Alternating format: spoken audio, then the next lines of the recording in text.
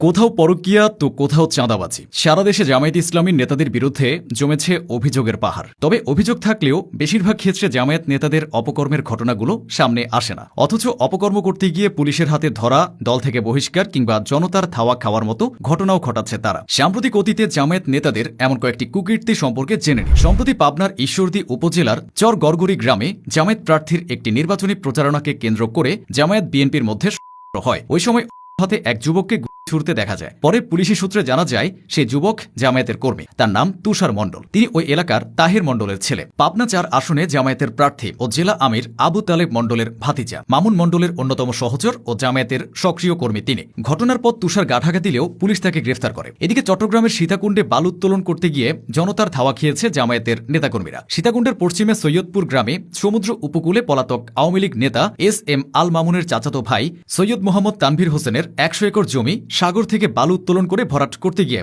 রোশানলে পড়েন তারা। জনরোষের শিকার হওয়া ব্যক্তিরা হলেন কুমিল্লা ইউনিয়ন জামায়াত নেতা জসিম উদ্দিন ও পৌরসভা জামায়াত নেতা কমিশনার রেহান উদ্দিন। মসজিদের মাইকে ঘোষণা দিয়ে প্রায় ৪-৫শত গ্রামবাসী একত্রিত হয়ে তাদেরকে ধাওয়া দেয়। তবে এই ঘটনার দায় নিতে নারাজ চট্টগ্রাম জেলা জামায়াতে ইসলামী। এদিকে বগুড়া সদরের হিন্দুপল্লীতে গিয়ে বয়স্ক ভাতার কার্ড করে দেওয়ার প্রতিশ্রুতি দিয়ে ৫০০ করে টাকা নেওয়ার অভিযোগে এক জামায়াত কর্মীকে আটক করেছে পুলিশ। গ্রেফতারকৃত ব্যক্তির নাম মোহাম্মদ মোকসেদ আলী। তার বাড়ি বগুড়া সদরের ফাঁফর ইউনিয়নের ইসলামপুর হরিগাড়ি উত্তরপাড়ায়। চাঁদা নেওয়ার সময় হিন্দু মহল্লার ভোটারদের জামায়াতের নির্বাচনী প্রতীক দাঁড়িপাল্লায় ভোট দেওয়ার জন্য প্রলুব্ধ করেছিলেন জামায়াতের ওই কর্মী। এ তো গেল ছোটখাটো চাঁদাবাজির ঘটনা। ২০২৪ সালের ৫ই আগস্টের পর পরিবেশ অনুকূলে থাকায় দেশের বিভিন্ন জায়গায় জামায়াতের নেতাকর্মীরা চাঁদাবাজিতে যুক্ত হয়েছেন, যেগুলো সেভাবে আলোচনায় আসে না। ২০২৫ সালের জুলাইতে কুড়িগ্রামের রাজীবপুরে মামলা থেকে রক্ষার নামে বাবু মিয়া নামে এক ব্যবসায়ীর কাছ থেকে ৫০,০০০ টাকা চাঁদা দাবির অভিযোগ উঠেছিল এক জামায়াত নেতার বিরুদ্ধে। অভিযুক্ত জামায়াত নেতার নাম আনিসুর রহমান। তিনি বাংলাদেশ জামায়াতে ইসলামীর অঙ্গ সংগঠন শ্রমিক কল্যাণ ফেডারেশন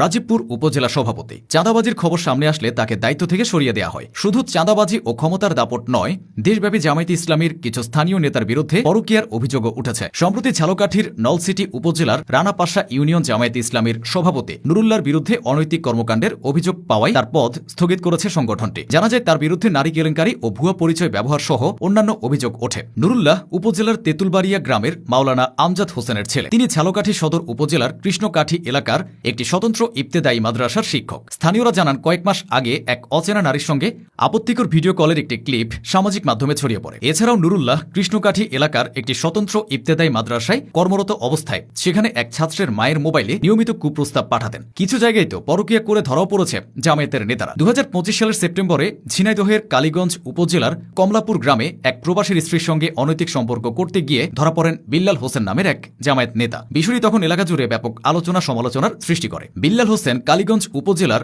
সুন্দরপুর দুর্গাপুর ইউনিয়ন যুব জামায়াতের সভাপতি। ১১ সেপ্টেম্বর রাত 10:30টার দিকে প্রবাসীর স্ত্রীর ঘরে প্রবেশ করেছিলেন তিনি। সে সময় আপত্তিকর অবস্থায় বাড়ির লোকজন তাকে আটক করে। জামায়াতের নেতাদের দেশব্যাপী এমন কুকর্মের তালিকাটা অনেক বড়।